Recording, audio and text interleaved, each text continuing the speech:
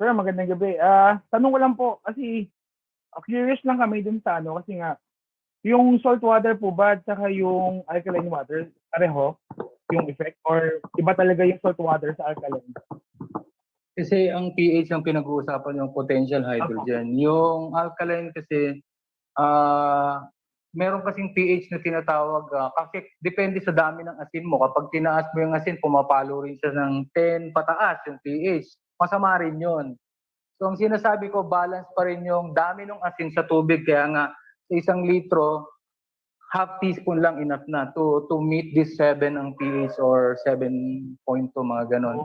So yung alkaline, yun ang ibig sabihin alkaline, yung ibig sabihin yung potential hydrogen or yung hydrogen content, hydrogen ion na meron dun sa tubig. Huwag tayong ma-confuse dun sa alkaline, kaya nga may pH chart na ang pinakagitna 7, kapag sumobra ka doon, 7, pumunta ka sa 14, very high alkaline yun. Mauwian mo naman alkalosis. Kapag bumagsak naman doon sa pH ng 7, bumagsak ng 1, 0, acidosis naman yon. So, kailangan nasa gitna ka lang palagi.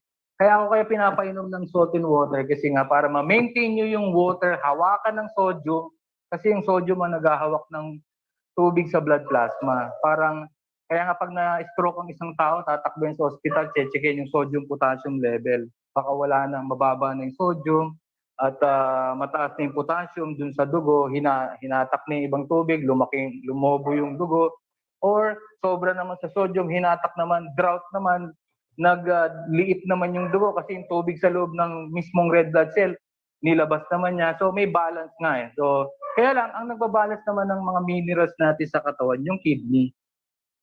Okay? Pero yung tanong ko lang po ulit, ano po ba yung ideal din na pH level ng katawan? Ideal?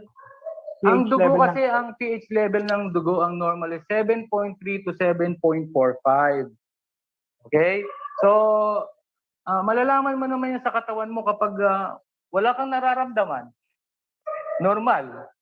Pero kapag alam mo may mga pananakit ng ulo at umihi ka, kulay orange na, mapait na yung panlasa mo, marami ka ng parang mainit na pakiramdam, ibig sabihin, mababa na po yung tubig nun. Kaya mainit na. Meron ng inflammation. May mga nasusunog na. For example, tumakbo ka, nagiinit ka na. Anong pamatay sa sunog? Kaya nga inflammation, tubig.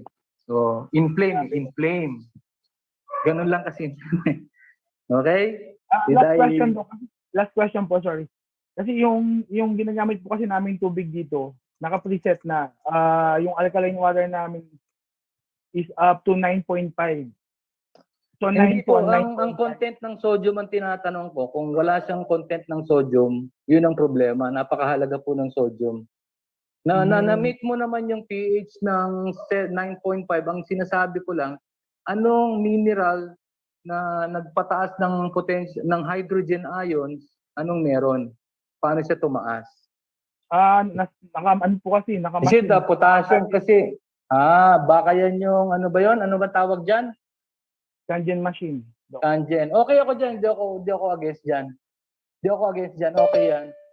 Ang ano lang, maglagay ka lang ng salt. Walang problema kung may salt. Okay. Sige po.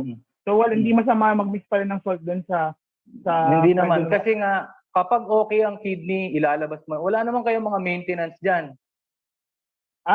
Doc?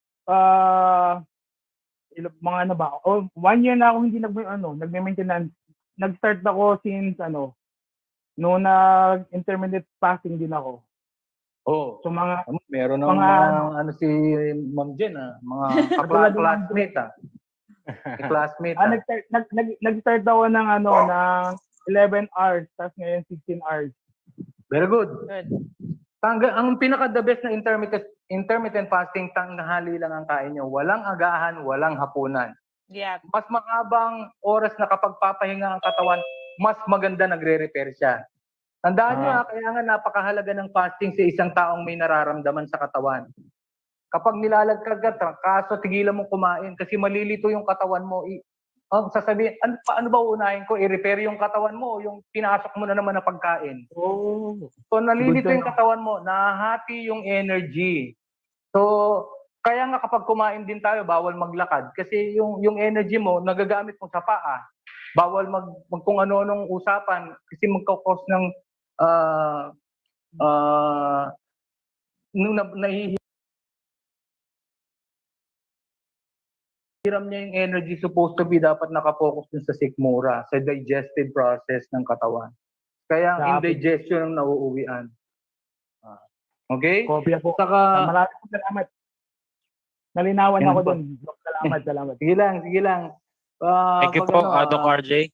Thank you din, Sir Kobe.